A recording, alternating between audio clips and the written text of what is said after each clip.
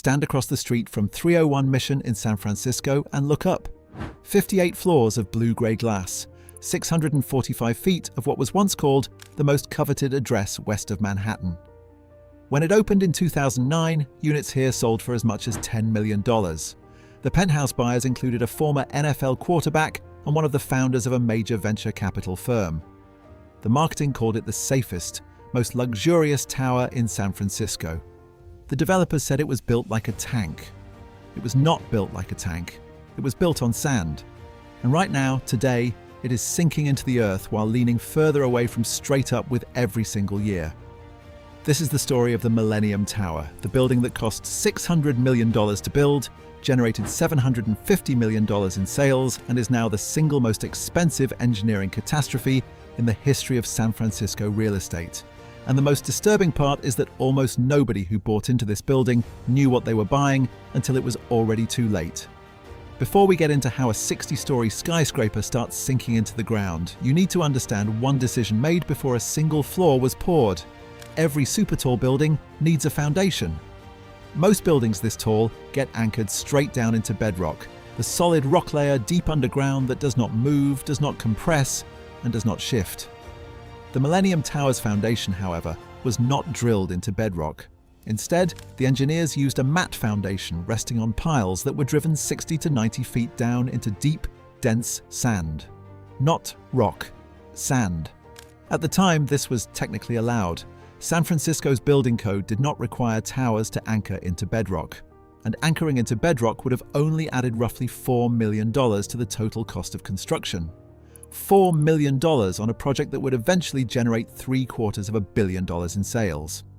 The developers chose to save that money. Nobody told the buyers. The building opened in 2009. People moved in. They paid millions of dollars for sweeping views of the bay. For 7 years, nothing seemed wrong. But underground, the slow-motion disaster had already begun. The tower was sinking, fractions of an inch at a time, into the soft sand below it. And because the building was sinking unevenly, with the northwest corner dropping faster than the rest, the entire tower was also beginning to tilt. In 2016, the truth came out. Residents were informed that their building was both sinking and leaning. San Francisco sinking and leaning Millennium Tower. This one worked. There's now a revised plan to help stop the sinking and leaning Millennium Tower. By that point, the tower had already sunk over 16 inches, more than 1.5 feet into the ground, and it was tilting several inches off true vertical. The reaction was immediate panic. People who had paid millions of dollars for their homes discovered they were living inside a leaning tower in an earthquake zone sitting directly on top of soft sand with no bedrock connection to keep it stable if the ground ever truly started moving beneath San Francisco. And here's the part that should genuinely terrify you. This city sits on top of one of the most dangerous fault lines on Earth, the same region that produced the 1906 earthquake that flattened San Francisco. Engineers and residents began asking the obvious question. If a tower built on sand is already sinking and leaning under its own static weight, what happens to it during a major seismic event? Nobody could give a confident answer, and that uncertainty alone was enough to collapse the building's value and trigger a legal war that is still not fully resolved today. The lawsuits multiplied fast. The city of San Francisco sued the developer, accusing them of concealing the sinking problem from buyers for over a year before going public. The Homeowners Association sued the developer, the contractor, the structural engineers, and the geotechnical firm.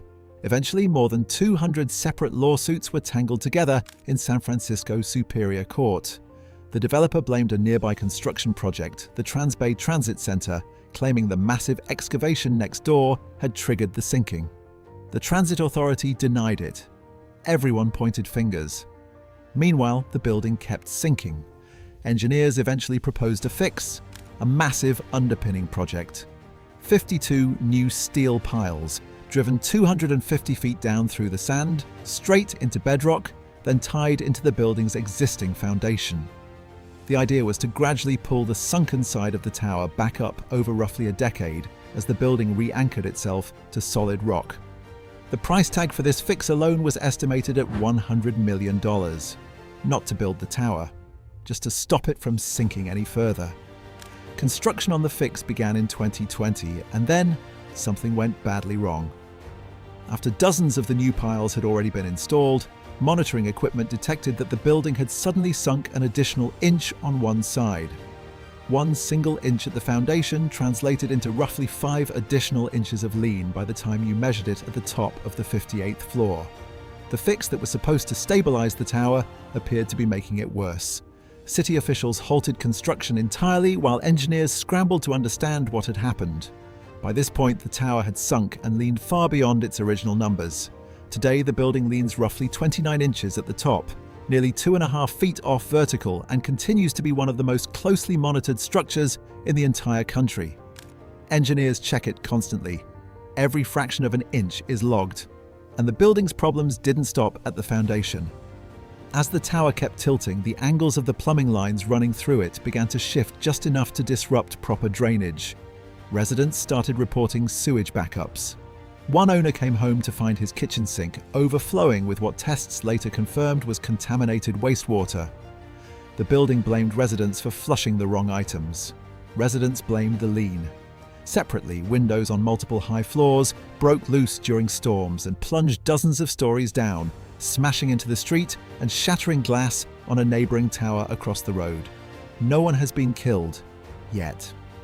Hundreds of lawsuits eventually reached a tentative settlement, with homeowners receiving payouts funded by the developer and the transit authority. But settlements do not undo physics. The tower is still sinking. The tower is still leaning. The remediation has already cost over $100 million, and the building is, by some measurements, in worse shape than before the fix began. So here is the question nobody in San Francisco wants to answer out loud. This building sits in one of the most seismically active regions on the planet. It was never anchored to bedrock. It has been actively sinking and tilting for over 15 years. The one attempt to fix it appeared to make things worse. What happens to the Millennium Tower the day a real earthquake hits San Francisco? Nobody knows for certain. And right now, 58 floors above the street, hundreds of families are still living inside the answer to that question, 1 inch at a time.